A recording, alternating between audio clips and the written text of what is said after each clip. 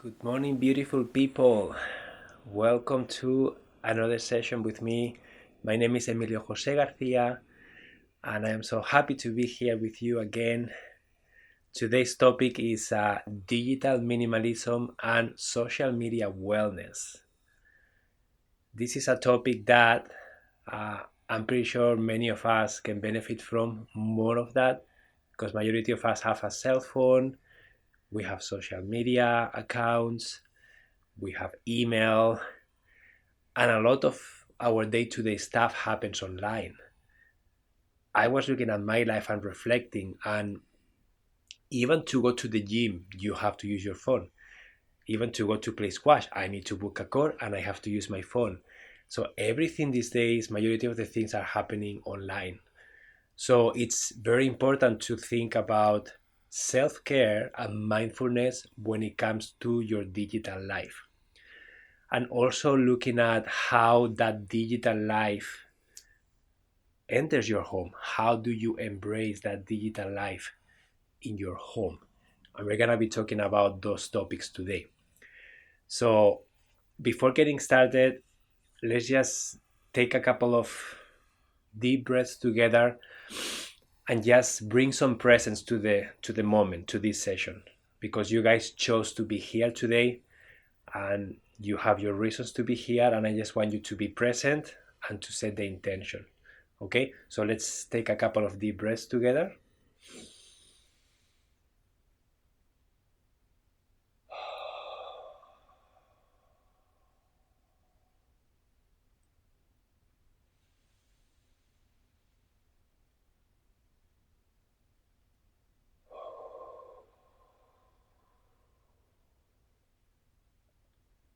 It's always a good time to stop and take a couple of deep breaths. Anytime during your day that you remember, just do that. It just takes like 10 or 15 seconds, and it does make a huge difference in your mood, in your energy, in your presence. Uh, so, guys, before getting started, I would like to ask you, and you can use the chat, what are some of the specific challenges that you are facing right now when it comes to digital life, to social media, emails, anything that has to do with your digital life? What are some of the specific challenges that you are facing so that I can gear this session into being more relevant to you? Because I can talk up for an hour about things and strategies and stories, but I would like to know your specific challenges if you have some. So Crystal says poor sleep hygiene due to being on the phone too late at night. Beautiful, Crystal. I just want to celebrate your awareness. Okay, it's really really good that you are aware of it. So now you have something to get started with. So thank you so much for sharing. Same with me, Christine. Thank you for saying that. Adam says good morning. It's like an addiction. It is an addiction, guys. Social media, using your phone, it is an addiction. It can become a real addiction, and we are all addicted to notifications, likes, new exciting emails, maybe checking something that we are excited about. When you think about you have in your hand a device that can do pretty much anything about any topic, so it's very difficult to disconnect sometimes. That's why we need to be intentional, and that's why we need to become aware of our specific challenges and the thing that we would like to change. Okay, is there anything else that you guys are facing when it comes to digital life, something that you are challenged by, something you want to change? Lee says my phone is currently water damaged and I notice how quiet it is mentally for me. Beautiful. Without it. So Lee, you are doing a digital cleanse, a forced digital cleanse, but you are noticing benefits here. And that's another topic that I'm going to be talking about today, doing a digital cleanse, a digital detox, and how you can include that in your diet, in your life. Christine says, I have an opportunity to rent a cottage with no Wi-Fi, and that doesn't sit well with me. I will feel lost. Christine, that's again beautiful awareness of paying attention to those feelings. And then I invite you to explore, and you can share them here if you want. What do you feel? What's coming up for you when you are facing those feelings? And are they really true? Okay. So just reflect about that, and feel free to share, Christine, in the chat how you feel and why do you think you feel that way. So Natalie says FOMO, fear or missing or of missing out, from seeing everyone on Facebook, Instagram having more fun and a better life than me. So true, Natalie. I just want to invite you to reflect about, do you think that everybody who is sharing their best moments on social media, they don't have dark moments? Do you think that everybody is always as happy as they show themselves on social media? Just reflect about that. Think if that's true. Anon says, I have to put my iPad in the garage in order to read again or keep going to it. Inside Timer has also become addictive with all the lives. Yeah, Anon, it's great. You are placing your device in a different physical space in your garage, so that it is not convenient and it is not sitting beside you, so that you can engage in other activities without the distraction and without the temptation of checking that device. So that's beautiful. That's a great strategy that I always recommend. Putting your phone in a different space, at least for a period of time. And there is a strategy that I share with you many times, is the Pomodoro technique. And it's basically using a timer. I don't want you to use your phone as a timer. I want you to use a separate timer, a real timer. That way you can avoid distractions, you can avoid notifications.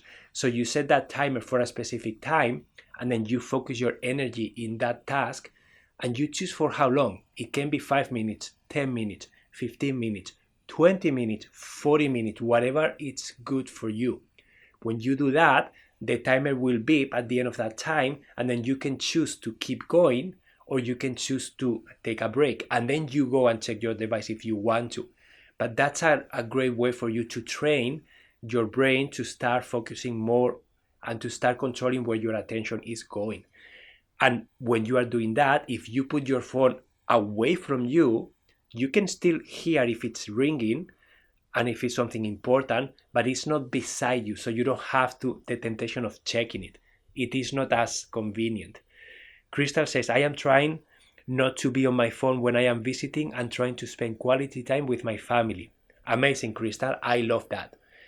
How do you guys feel when you are in conversations with someone, when you are trying to spend quality time with someone, and then you see them do this? Or maybe they put the phone in front of them, and then every now and then they are picking. How do you feel? Do you feel hurt? Do you feel that you are spending quality time with that person? Do you feel like they are respecting you, that they are interested in you? Or do you feel that their attention is more on the device than on you? And again, there are rules and boundaries. Sometimes if you are working and you have to be there, if you are expecting a call from someone, if there are cases that it makes sense, and you can let them know, hey, so that you know, I am expecting a call from the doctor, or I am expecting a call from my husband, or I am currently working right now, I'm supposed to be working, so if I get interrupted, I have to take that call because I'm working right now. So you can set those boundaries and clearly communicate. But when that's not necessary, I love the idea of putting the phone away, and it really eliminates the distractions. So thank you for sharing that, Krista. Jasmine says, sometimes I get stuck looking at stuff on my phone when I truly want to be focused on more meaningful activity. Amazing, Janine. I love your awareness. You are becoming aware. You are noticing. Now I invite you to think, what strategies could you test, could you try to change that habit? What can you do to make that not the norm for you? Okay? It's almost essential. People seem to have forgotten how to stay connected without it. Yeah, that's the thing, guys, that we are so connected to it that we have a hard time letting it go. We have a hard time doing something that doesn't involve having our phone beside us. And that's why we have to retrain ourselves, if we want to do it differently. Amy says, I hate that. I am old school. Yeah, many people are old school and they don't want to rely on their phones for so many things. But convenience is trumping intention so many times in so many activities. That's why, like, being a monk and not having a phone, it is not a reality for majority of the people. Like, in my case, for example, my daughter goes to daycare, so I have to be available if something happens to her. So daycare can call me anytime, and that happens sometimes, and we have to go and get her. So the reality for me of not having a phone is not doable, right? It's very difficult. But you can still be intentional and create strategies to separate yourself from your phone every now and then. So Anon says, if anyone is on their phone when we meet or visit, I tell them not okay, and I leave. So that's a boundary that you are setting, Anon, and that's good that you are aware of that boundary and you communicate that clearly so that people know.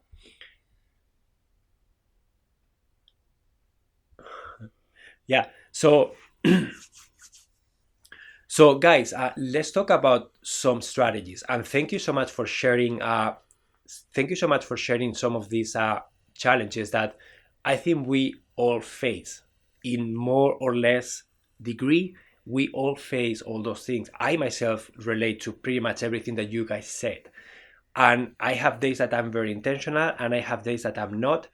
And majority of the times when I am tired, when I am lacking intention, when I don't plan my day like with things that I'm excited about, I tend to spend more time on my phone. I tend to like waste more time, scroll there. So it's this is why being intentional is so important, right? Uh, uh, Beth says, I was trying to silence my phone for morning meditation, but in December, my teenager had a car accident. He's fine, but I'm not comfortable being totally disconnected. Yeah, Beth, of course, things can happen, and it's okay. It's okay to be able to be connected, okay? But you can still set some boundaries that feel good to you, okay? For example, in our case, a few years ago, we were noticing that we were sleeping with our phones beside us in the bedroom, my wife and I. And we started to notice that we are always, the phone was the last thing we looked at nighttime, and the first thing we were looking at in the morning, even before we said good night, even before we said good morning and give each other a kiss. So we were noticing that was becoming a pattern. And so many times we didn't need the phone there, but we were using the phone as an alarm. So the excuse was, oh, I need an alarm. Okay, so I need to have my phone here. But then we were distracted, we were scrolling more, we were like, so we didn't like that. So we went back to the old fashioned school. We got an alarm clock, old fashioned alarm clock, each of us. And then that's the only thing that we have on our bedside table. And then we have a charging station here in the living room. And then we put our phones away at nighttime. Why? Because honestly, emergencies can happen. Absolutely, they can. But how likely is that to happen? And how important it is your sleep? How important it is for you to be disconnected a little bit every day? For us, it's important. And so far in all these years, we have not missed anything important. Okay, everything could wait until we got up. So of course something can happen, but the likelihood of that happening often, it's not real, right? So we have the charging station, we put our phones away, and then we don't look at our phones first thing in the morning. We get up, we wash our face, we get dressed, we maybe spend time with Eva, and then we look at the phone. We check really quickly if there is something important, and then we put it away. And then after, we set intention on checking emails, looking at social media, stuff like that. But that's the intention. Phones don't live in our bedroom. Phones do not disturb our sleep. There are no notifications ringing. Our phones are in silence. And if you are concerned about emergencies, what we do is we have everything silenced except for phone calls and, in my case, text messages. But because those are the only two things that when people text me or call me, I know that it's something probably important. Okay, otherwise it's not, because social media email, stuff like that is not important. It can wait a few hours. It can wait. It's not something, it's not an emergency, okay? So that's how we do it. That's one strategy. You can find a way for you to make this work in a different way. But again, it's important to keep in mind, what is your intention? What do you want to change? What do you want? What habit is not working for you now and you want to tweak? And then I will invite you to start testing ideas, okay? Start testing approaches, different things to do. Place your phone in a different environment, create a charging station, change the notifications in your phone. Maybe you don't get sound notifications and your phone doesn't vibrate. You actively check out the phone when you want to, instead of the phone telling you when to check it, okay? And again, looking at these things in a way that fits your needs too, okay? And in a way that you enjoy the experience. It's not something that is imposed on you. You choose that with intention. You choose to do it because you want to change something that is important to you, okay? So Arnold says, I charge my devices in my kitchen and I put it automatically on silent from 8 p.m. to 7 a.m. So amazing. I love that idea. We do something similar too. We put it away when we go to bed, and then we don't check that until the morning, okay? But again, every person is going to be different. Every situation is going to be unique. And at the end of the day, it's important that you notice the behaviors and the habits that you don't like, that are disrupting your sleep, your mood, your mental health, your productivity, and then start doing something different.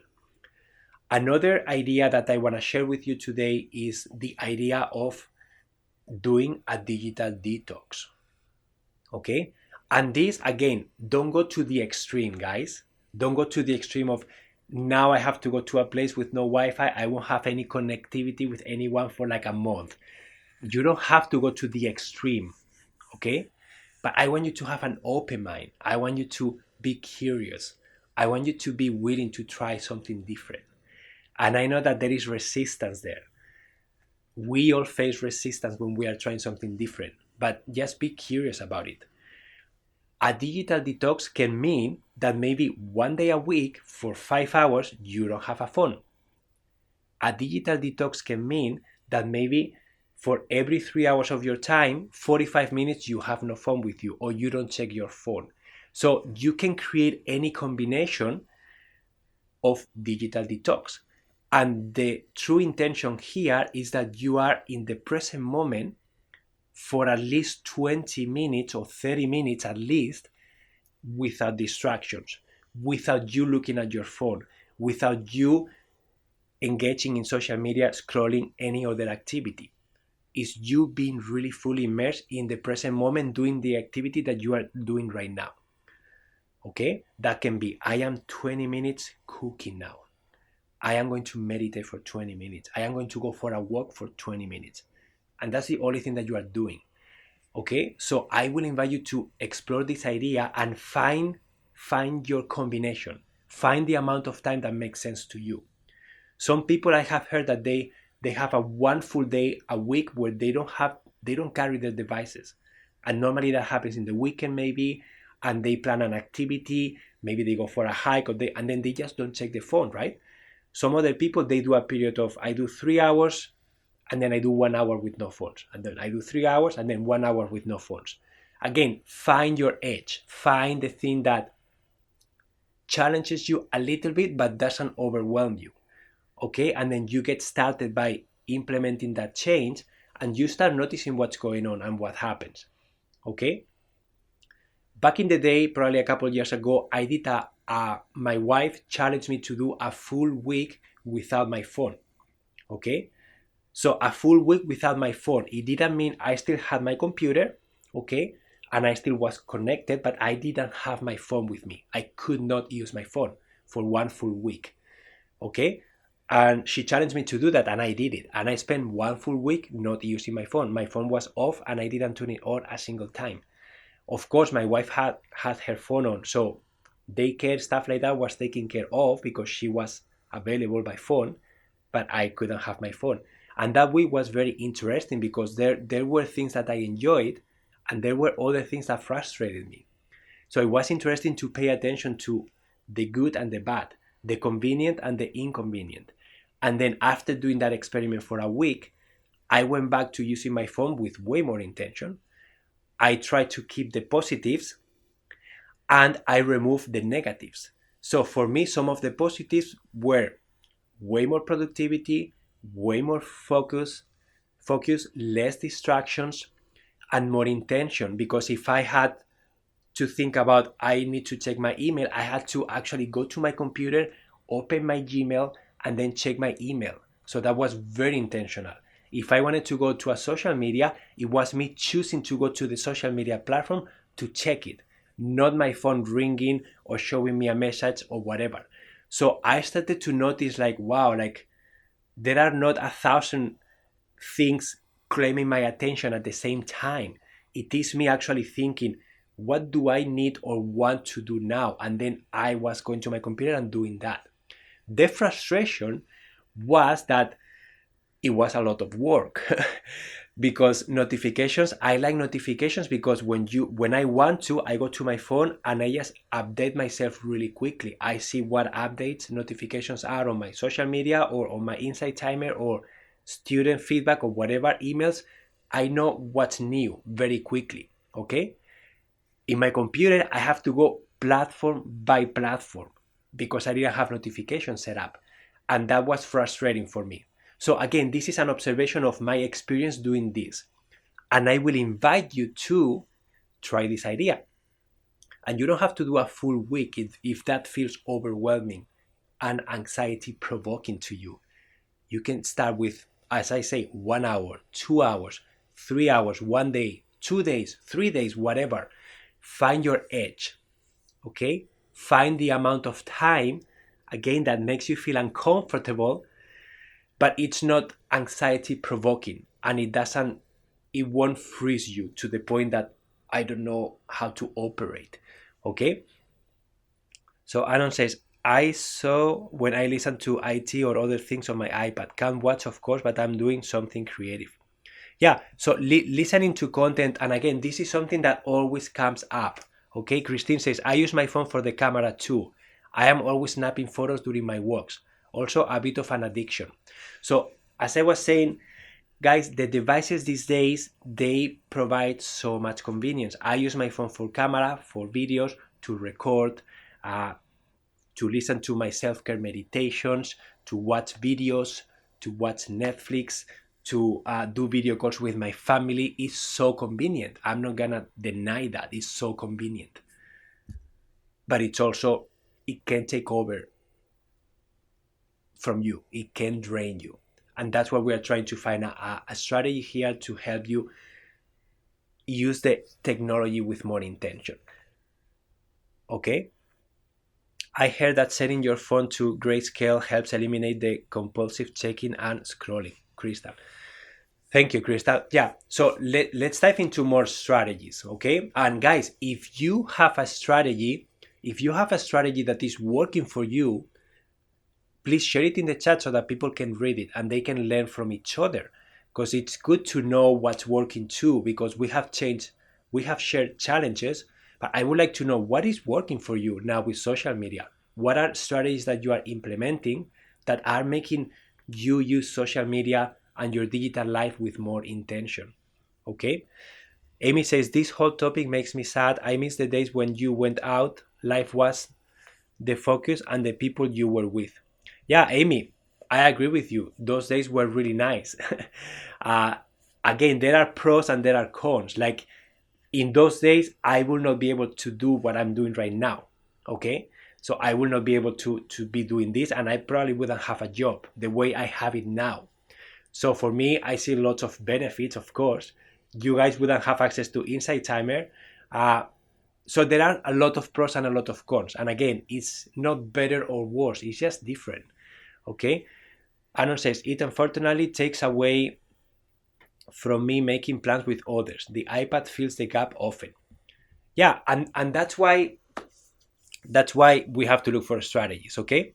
On iPhone, I can set limits for the time I spend on particular apps. So that's a strategy, like setting boundaries and time limits for your usage. Set my notifications off from 11 p.m. to 5 a.m. Amazing, Julie. So you tune your notifications off so that the phone is not disrupting you. Most social media apps I don't have installed on my phone. I use them through the browser. Yeah, Lee, that's a great idea. You don't need to have the apps. You can actually, when you feel like it, you go to the browser and you can go to Facebook, Twitter, Instagram, whatever. And then you have to log in. It's less convenient, and that will make you use it less. And when you use it, it's gonna be more intentional. Uh, my wife Samantha, she is not on social media anymore. But what she did, she was noticing that she was craving simplicity. And then the first thing that she did was she removed all the apps from her phone and she was using the browser. That's what she was doing for a period of time. But she still found herself wanted even less than that. And that's when she decided she wiped everything and she's not on social media anymore. So I'm managing the social media for the business, but she doesn't have any social media anymore. That's what she wanted. That's extreme. But again, everybody will know what feels good to them. And you can always do that for a period of time and then you can always go back if you want to. Okay? Uh, yeah, all those apps, yeah, I agree. Lee says all those apps are like cocaine, very addictive. They are really, really well designed, guys. There are full teams of people designing an application that is going to keep you hooked because the way they make money, all these social media apps and Google and all the companies around digital world, the way they make money is by providing ads, by showing you ads and then you clicking on them. That's how they make the money, right? So the more time you spend in that platform, the more likely you are to see ads and to hopefully click on one of them. So that's the reality of it. So they create apps that keep you hooked. That's why another strategy that I always invite people to do is do an inventory of all the apps that you have in your phone. Question each of them. Do I need it? Yes or no. If you don't need it, remove it. If you need it, go to the settings and change the notifications because the default is the phone is going to ring, the phone is going to make noises, it's going to vibrate, it's going to show you something on the screen every single time you receive something. And your phone is going to be beep, beep, beep, beep, beep, beep, beep, beep, beep, beep, beep, beep all the time. And that drives me crazy. Honestly, it does. So I will invite you to change the settings to something that you feel comfortable with. Again, it is your choice how you do it, but be intentional about how those settings are set up. Do you want to receive a noise? Do you want your phone to vibrate? Do you want your phone to blink? Do you want to just show you something on the phone? That's how I have it. I have some notifications that it shows up on the screen, but it doesn't bother me. It doesn't make a noise. It doesn't vibrate. It doesn't blink light, nothing. So I have to actively open my phone and look at that. But when I open my phone, I will see it. So when I choose to see notifications, I will go and look at them. But my phone is not making noises every single second because it's very distractive for me. Okay? So find what works for you. Veka says, I have closed all my apps. They are still there but not active, and I find I don't use them. Great, Veka. So you have found out that you don't use them. So now you can remove them with confidence. Because if there is something important, you are going to remember and you are going to take action with it. And if that's the truth, then you can get the app back and then you can set those settings and those notifications in a different way. One of the strategies about doing a digital detox also is to remove everything from your phone and start from scratch. And this may sound daunting for some of you. But honestly, when you do that, or at least take the time to do an inventory of what do I have in my phone right now? Do I really need it? How do I use this? Is this an emergency or not? Are people going to rely on me responding fast here? Yes or no? And you can also start educating people on how you function, how you best want to be reached. Because in my case, majority of the people know that if they text me, I'm gonna be pretty fast. if they don't text me and they send me an email or they go to social media, I may take a few hours to get back to them, but they know that because that's what I told them too. Like, if you want me to reply fast, you have to either call me and leave a voicemail or text me. If you don't do any of those two things, then just be patient. And then I will expect that you don't expect me to be fast. Okay? So that's an expectation that I set for myself and for the people.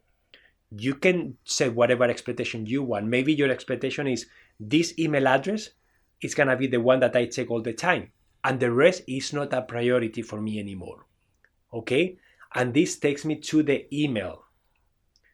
Email is another source of frustration for so many people. Having thousands and thousands of emails that they need to go through, they need to process, and they don't have the time.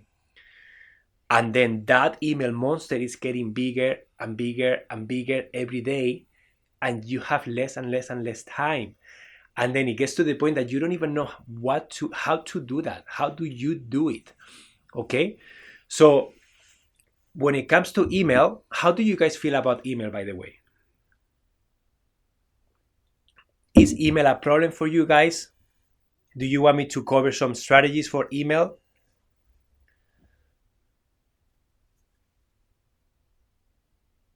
Yes. Okay. So a quick few strategies, okay, that I see working really well. One strategy is to divide your email overwhelm in three stages, okay? So 3 parts. One part is the past, is what happened that you cannot change, okay? That's one part. You cannot change. If you have thousands of emails in your inbox, you cannot change that. They are there already, okay? The present moment, okay? So what are you planning on doing from now? And then the future is going to depend on what you do now. So those are the 3, I would say maybe 2 stages, the past and the future, okay? And the present moment is the opportunity that you have now to start doing something different so that the future looks different for you.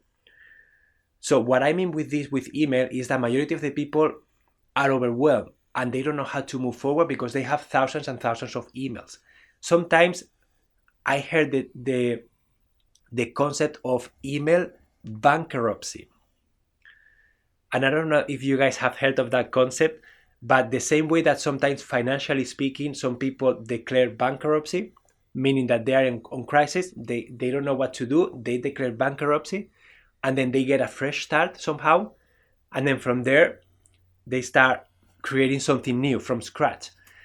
So sometimes I have heard that idea, and some people have done that. They have done an email bankruptcy, meaning I let go of the past and then I start from scratch now, okay? And again, you can do a combination of these things, okay? I see some faces of like, oh my God, what are you talking about? and this is really good, guys, because again, I am going to the extreme and then I'm gonna give other ideas. And I want to evoke emotions in you. I want you to notice how you feel. Because when you are feeling that, you know what's gonna be right to you. Okay? So the extreme is to forget about everything and start from scratch now. The other option is to start from scratch right now with new strategies and then carve some time every day, every week to go through your backlog. Okay? But the strategies that I mean starting now, these are some ideas. Having different email addresses for different purposes. Huge one for me, huge one. When I started doing that, the overwhelm disappeared in my email life. My wife and I, we hit 0 inbox every day if we want to. It's beautiful. But of course, we don't hit 0 email, like 0 inbox in all our email accounts. Because we have one email is for work, one email is for personal, and another email is for spam, subscriptions, and stuff that is not important and we don't have to check or take action on. Okay? So every time someone is asking for my email address, the first thing that I do is, what is this? What is my intention behind this? Is this business? Yes or no? Yes, okay, I'm gonna give them my email, business email account. Is this personal? Yes, I'm gonna give them my personal email account. Is this just a subscription, something I want to learn more about? Is this someone that is asking me to give them my email so that I can get something that I need, but I'm not interested in receiving emails? Is this something that I may refer to, but it doesn't have to clutter my inbox? Yes, it goes to my spam other email address. I have all those email addresses on my Gmail. So switching from one to the other, it's painless. I can even see all the inboxes together if I want to, or separate it. So by doing this strategy, if I am now on working mode, I will open my work email address. I will go through those emails. I will hit inbox 0. I will reply to everything I need to, and it will be gone. Okay? When I am on personal time, I will go to my personal email address and I will just do my personal emails. And when I am on curious about learning more about something I subscribe to, I will go to that email address that right now it has over 10,000 emails that are unread, and I don't care because I don't need them. I just subscribe to stuff and they start sending me emails and emails and emails and emails. When I want to, I will go there, I will search for what I'm looking for, and I will just read the emails that I'm interested in. And that's it. So that's one strategy, having different email addresses for different intentions. Another strategy is to create folders inside your email address. You can do that. If you don't want to have different email addresses, you could create different folders. One folder is business, one folder is personal, and one folder is spam. And then every time you get emails, you just move those emails to those folders. That's another idea, okay, that some people use. You can use the search function very easily by person, by email address, by topic, and you can find things very easily. So you don't need to create a very complicated folder system that you will forget where the email is because you have like 100 different folders. So use the search option more often too. Unsubscribing from things that you don't need is a huge one. If you are subscribed to email marketing emails from companies, sometimes you will get several emails a day for each email address. And when that happens, your inbox is going to increase dramatically fast. And then you are going to lose important emails between emails that are not important. You can then create a filter that all the emails coming from that email address, it just goes automatically to your promotion folder. When you start doing this, if you don't want to unsubscribe, you can just create that rule in your email address, and then you say every email coming from this email address, I want you to automatically move it away to this folder so that it doesn't sit on the inbox. Okay, that's another idea that you can implement. Okay, any other ideas that you guys are using for email that I didn't share here? There are 1,000 other different ones, but I want to know what's working for you so that you guys can learn from each other. I delete all the time. Anon, of course, you have to delete. Everything that is taken care of, delete it. Unless you need to reference back to it. If that's the case, then you can move it to the all the rest folder or to whatever folder you have, but it's important to have a clean inbox, okay? You can either, if you want to simplify the process, what I have in my email, because I don't have 1,000 folders, I only have one folder that is called all the rest. Or you can also have an archive folder, and everything that I have taken care of, I move it there so that it doesn't sit on my inbox anymore. Okay? So let me see. Emilio, I would love if you designated a 10-day course on digital detox. In 10 days, I could implement all of these strategies. Good idea, Amy. Anon says, and don't give out your phone numbers to just any place. They sell it for spam. Yeah, again, be very intentional about who do you give your contact information to, and always have an email address that you don't care about, so that when you have to give them an email address because you need a service, but you don't want their email, so you don't need them, then give them that email address that you don't care about. You sign up, and then if you have to do something, you can go and check the emails, but if you don't, they sit there and you don't have to waste your time processing those emails. Becca says we can use the flag function to highlight the priorities. Yeah, that's another idea. Some people flag emails with different colors or different priority levels. And again, every person functions differently. In my case, that will be an extra step that I don't need because I don't have a lot of emails on the inbox and I am taking action immediately. If you have projects or stuff and your emails are sitting there and then you need to somehow prioritize them, that can be a good idea for you. Crystal says, I am feeling motivated to unsubscribe from a bunch of newsletters. Yeah, Crystal, do that. If you don't use them, start transitioning into either having a separate email address and then you can subscribe to the ones that you like with that new email address, or unsubscribe from the ones that you no longer need, because that's gonna be way less emails coming into your inbox. Anno says, I give them fake info sometimes if I really need to get a discount or something like that. Yeah, you can do that. Majority of the times, if you need an email address, they will send you an email that you have to accept or confirm. So you do need to have, majority of the times, like an email address that you can have access to. So yeah, I never subscribe anymore. I never read the stuff. Yeah, sometimes, again, this is personal priority, guys. In my case, sometimes I am interested in learning something, or maybe someone is offering a nice like 10-day email course, and I enjoy the information, so I will subscribe to that and I will receive the emails and I will read them. Sometimes some other companies, I don't read all the emails that they send, but again, it's personal preference. Becca says, for newsletters, maybe current and past ones are available at the sender's website. Becca, sometimes they are not. Okay, sometimes they don't have everything that they send in their email marketing campaigns. It is not hosted on the website. Majority of the time, it is not available. So that's why sometimes that's the perk that you get when you subscribe. You are giving them your email address, and in exchange, they are sending you information that hopefully is helpful. And every now and then, they will try and offer something if you are interested. So that's how email marketing works. That's the idea behind it, that you will get something special if you subscribe. Perhaps I should sort by conversation so to keep just the most recent one. That's another strategy. Some people do that.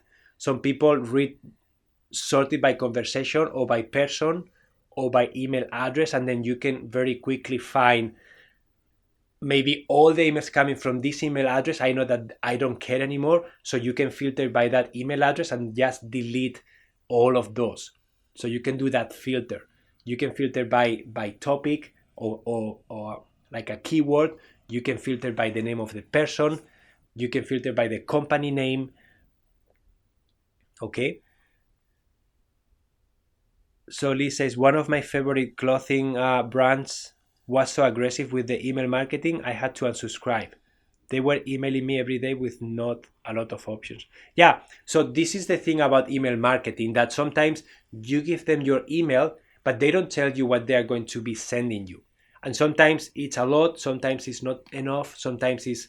So you never know. That's why, in my personal opinion, I don't want to be bothered by that. I don't want my inbox to be cluttered by that. So that's why I have a separate email address that I don't care about. And then if there is a company I want to learn more about, I will subscribe using that email address, and then they will start sending me emails. And then instead of me reading email by email, what I do, I wait maybe a week, and then I go back to that. I filter by the company name, and then I read all the emails all at once. And then that's, for me, it's way more efficient than reading one email today, 5 minutes, another email tomorrow. I would rather wait for them to send me all the information all at once, and then I will read it all at once. That's really good for email sequences that are value-based, for example, that they have like a concept, strategies, a little course, and they spread it in 10 days, for example. I don't like just reading one day and then waiting for the next one. Sometimes I want to do the whole thing all at once. It really helps my brain to understand the whole picture, and then I can go back and do it again if I need to. So that's why I wait, and then I do everything all at once. So I am a firm believer that some form of detox is necessary for awareness. A physical sensation, craving, kicks in that reveals how addicted you are. Amy, I completely and 100% agree with you. Some sort of digital detox, it is necessary for you to be able to detach yourself from those devices, from those apps, and notice how you feel. Notice what's happening. And again, the amount of time is going to be different for each of you. I was able to do a week because I set my intention and I was really strong about it. And my wife was supporting me and I was going to be sharing in my life. So I had a lot of motivation behind doing this. Sometimes I will not be able to do a whole week because maybe I don't want to, but maybe I can do 2 hours, or maybe I can say this Sunday morning, I am going to go with my daughter. We're going to go to the bakery. We're going to go to the park and I am not bringing the phone with me. And I will do that. And I will just leave the home at home. Or sometimes I will put my phone in silence or on airplane mode and I will have it in my pocket so that I can still snap photos. I can still make videos, but I don't have access to internet. I don't have access to anything. So that the phone is there. If I need to make a phone call, I can, but I'm not reachable. I'm not distracted and I don't have the access to it. So that's another way.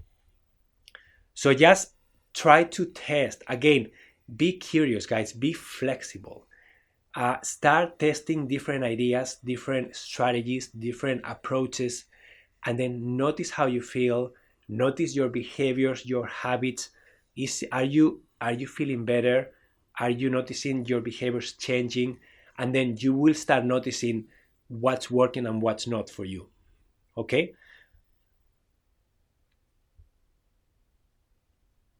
Yeah, so Amy says Matthew and I took a course for entrepreneurs. They had a full section devoted to hooking people with strategies to get them to give you the email address. It's manipulative. Yeah, Amy, it can be manipulation.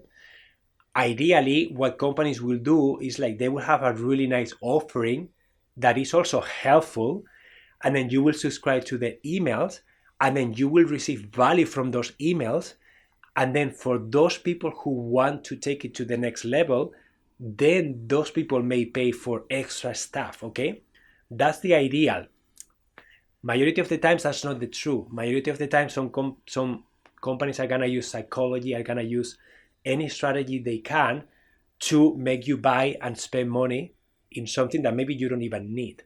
But they will play with psychology, with triggers, with emotions, with so many things that they know work, and they will start testing stuff and see what's working and what's not. That's why I feel that you don't have to be a slave of that. You don't have to be a victim of that. And if you give them an email address that you don't check every day and you don't care about, your attention is not going to be theirs. Okay? You are choosing when you are connecting to that email and when you are looking at their emails. It's not them interrupting you in your inbox when you are working or when you are trying to plan stuff with friends. See, that's the huge difference. That's you are winning this battle by being more intentional than them. That's the whole idea here. Intention. Becoming aware of what you want and then being intentional, way more intentional to make the changes that you require. Okay? So Becca says, how to set up multiple email addresses. I have just one always, so how do I get my subscriptions to go to other addresses? So Becca, in my case, I use Gmail, for example. You can use any other platform, okay?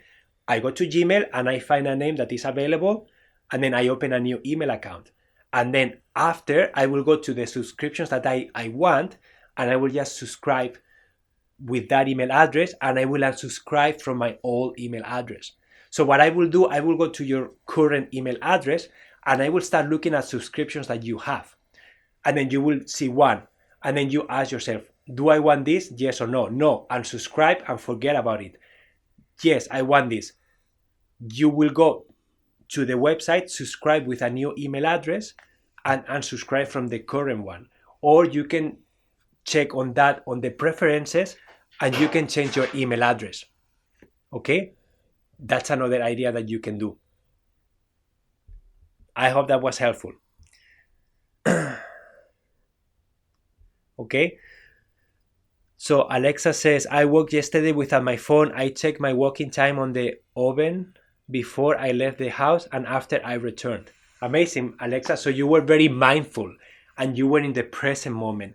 And this is the secret, guys. The phone doesn't have to be your enemy. Technology doesn't have to be your enemy. It can be your friend and it can actually help you thrive more in life if you are intentional, if you recognize what's working, what's not, and you can be more intentional that the people designing the apps, the people designing the emails, and the people trying to get your attention when you don't want to give it. So that's why you have to start becoming more aware of the things that are bothering you, the habits that are no longer working for you. Start questioning everything that you use in your digital world and start being more intentional. Start asking better questions. How can I hit inbox zero? How can I be more intentional with my email? How can I spend less time scrolling when I don't want to do it? And then start being curious, implementing, testing, tweaking, and then doing digital detoxes in a way that feels good to you. I think that's really important. Even if you spend 45 minutes without the phone, that's already a huge amount of time for some people that they are constantly checking. Being able to do that, it's gonna help you start recognizing like, wow, like I don't have to be connected every single minute. Okay. Yeah, so Becca says helpful, yes, thank you. It will be time consuming, so I need to decide how much time I want to invest. Yeah, of course, guys, every change that you are making is gonna take time. And this is not something that is gonna be short term. Like if you have 10,000 emails to check, it's gonna take time for you to go through those. But if you start implementing something new now, the future is gonna be easier for you. That's what we are trying to do here. Create a new strategy that will serve you better in the future. Okay? So guys, thank you so much for attending today. Thank you so much for all your ideas, for sharing all the challenges, for being so aware of your situation. Um, I always find that when you are aware, when you start noticing things, then you have an opportunity to start changing them. But so many times we don't even allow ourselves the time to become aware, to notice. And that's why sessions like this one, that's why doing a small digital detox, separating yourself from those devices and noticing what's going on, that's going to help you start recognizing those toxic habits that you may have that are affecting your life and your mental health and your relationships and your efficiency. Okay? And then you will start taking action with more intention and with more motivation, always keeping in mind what you are looking forward, the goal, the outcome that is going to be rewarding, it's going to be beneficial for you. Okay? That's what's going to keep you motivated and engaged in keeping that intention when it gets hard and the addiction kind of kicks in. Okay? Yeah. So, guys, thank you so much. Let's do a couple of deep breaths to check out today. I invite you to just sit comfortably if you can and close your eyes. Okay, and then just take a couple of deep breaths with me.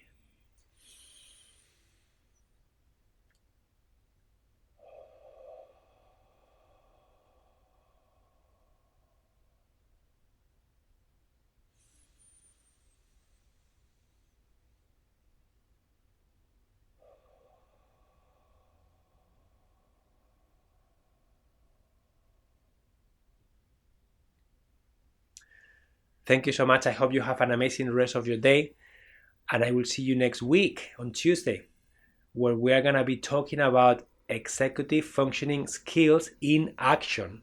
We're going to be talking about several examples on how these skills work, how they interact with each other, and how sometimes when we are facing a challenge, we can have different angles to look at it so that we can start implementing different strategies and changing the way we do things in different ways depending on what skill we are being challenged with. It's gonna be really good. I know it's gonna be helpful. and I hope to see you guys then. Okay? Have a beautiful weekend. Adios.